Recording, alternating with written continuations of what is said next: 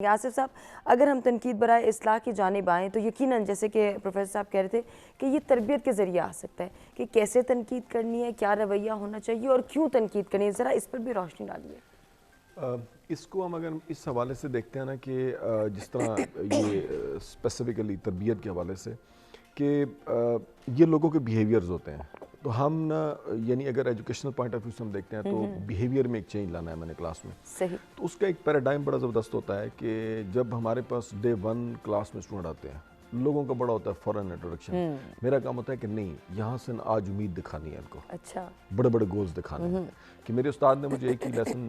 دیا تھا زندگی میں کہ اگر ٹیچر بننا ہے تو بڑے گول دکھا کے نا، خوابیں بڑی بڑی دکھا کے، اچھا، کچھ پنشمنٹ بھی کرو گے نا تو بچے ایکسیپٹ کر لیں گے چھوٹی موٹی، لیکن وہ بھی طریقے سے۔ تو نمبر 1 ہے اس کے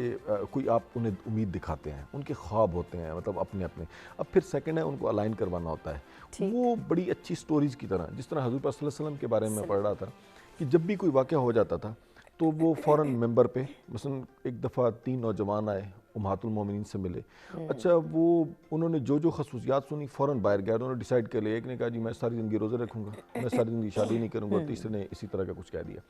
جب حضور صلی اللہ علیہ وسلم کو پتہ چلا تو فوراً ممبر پہ گئے اور انہوں نے کوئی نام نہیں، انہوں نے کہا لوگوں کو کیا ہو گیا، کچھ لوگ ایسے کرتے ہیں۔ صحیح، اچھا یہ ایک انڈیکیشن ہوتا ہے، پہلے والے میں تو ہم صرف نا ایک جو ڈے 1 ہوتا ہے ہم ان کو صرف گائیڈ کرتے ہیں، امیدیں دکھاتے ہیں، پھر اس سے ریلیونٹ سٹوریز کہ ہم مثلا میں ایکسپیکٹیشن میری آپ سے کیا ہے، تو میں جتنے دنیا کے لیڈ پرفارمرز ہیں نا میں ان کی صرف سٹوری سناتا ہوں۔ اچھا اس سے بڑی نا جب میں ان کے فیشیل ایکسپریشن دیکھتا ہوں نا کہ مطلب وہ آئے تھے کہ اچھا جی ابھی کوئی سبجیکٹ کا انٹروڈکشن ہوگا، ہم سنیں گے، اب یہ بندہ بتائے گا کس طرح فیل ہوں گے پاس ہوں گے، کوئی کام نہیں ہے، صرف خواب، بڑے بڑے سٹوریز کہ آپ نے سنا ہے اس کے بارے میں۔ اچھا جیسے وہ ایک سوئمر تھا تو مطلب میں سڈن چینج دیکھتا ہوں کہ ایک سوئمر تھا، جب اس نے ون کیا تو ایک صحافی نے اسے کہا کہ it was a lucky day, تو اس نے کہا کیسے لک، ادھر آئیں بات سنیں، میں آج سے 10 سال پہلے یہاں پہ ہار کے گیا تھا صرف 7 سیکنڈ سے، اب کہتا ہے میں نے کیسے پورا کیا۔ اچھا وہ بڑے غور سے دیکھتے ہیں کہ میں نے 10 سال، اب یہ میں نے جو لگانا ہوتا ہے کلاس میں وہ ساتھ ساتھ مینٹلی پریپیئر کر رہا ہوتا ہوں کہ میں نے 10 سال پریکٹس کی ہے اور اس میں 8 سال یہ رہا ہے کہ مطلب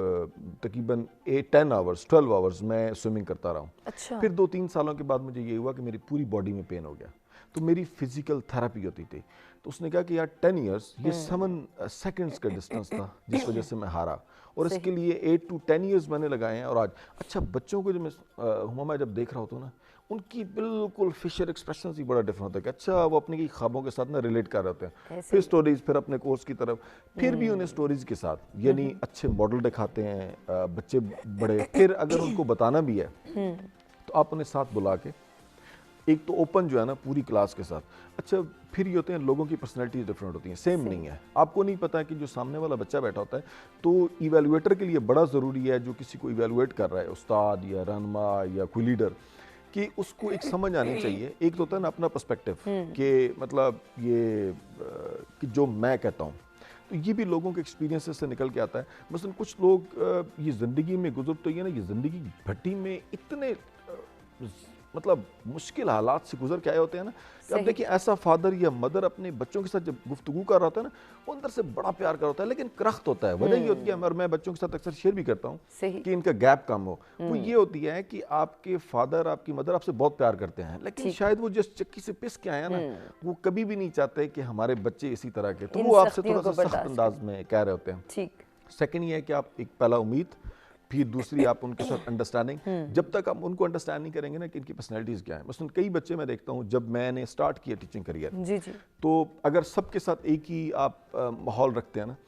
تو اس کا نقصان یہ ہوتا ہے کہ کئی بچے ایک سینٹینس سننے کے بعد اتنے ڈاؤن ہو جاتے تھے کہ پورا مہینہ بچہ نہیں اٹھتا ہے، اور ٹیچر سمجھ والے ٹیچر کو پتا ہوتا ہے کہ یہ بچہ نا آئی کانٹیکٹ اوائڈ کر رہا ہے، ایسے ہوتا ہے کہ جو آپ کلاس میں انٹر ہوتا ہے تو کہتا ہے میں آپ سے روٹھا ہوا ہوں، میں نے تو کوئی نہیں بات سننی ہے آپ کی۔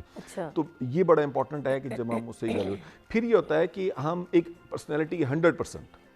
اب 100% میں اگر آپ ایویلویٹ کر کے صرف 20% پورشن پہ آپ اسے اسٹرائک کر رہے ہیں اتنی ہارڈ، باقی 8% ہے. اس کے لیے بڑا اچھا جو مجھے لگتا ہے ہم اپنے کمیونیکیشن کی کلاس میں پڑھاتے بھی ہیں وہ یہ ہے کہ دوسرے کسی کلچر کے ساتھ اگر آپ گفتگو کرتے ہیں اس میں چائنیز ماڈل بڑا اچھا ہے. اچھا کہ چائنیز ماڈل میں وہ کہتے ہیں کہ بزنس ماڈل میں کہ مثلا آپ نے کسی ریسٹورنٹ میں وزٹ کیا, کسی اسٹور پہ گئے تو آپ نے کوئی چیز بری لگی,